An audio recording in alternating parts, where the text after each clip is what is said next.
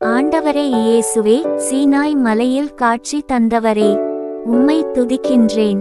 எரிகின்ற முச்சடியிலே காட்சி தந்தவரே, உம்மை புகழ்கின்றேன்.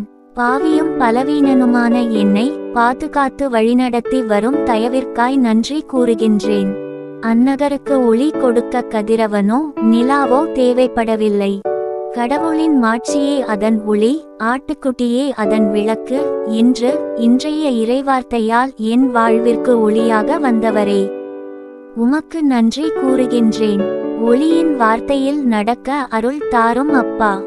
அவர் மகனாகிய இயேசுவின் இரத்தம் எல்லா பாவத்தினின்றும் நம்மை தூய்மைப்படுத்தும் என்று திருவிவிலியத்தில் வாசிக்கும் நான், ஒளியான உம்மிடம் என் பாவங்களை ஒப்புக்கொண்டு மன்னிப்பிற்காக உம்மை நோக்கி பார்க்கின்றேன். உமது இரக்கத்தை முன்னிட்டு என்னை கழுவி பரிசுத்தமாக மாற்றும்.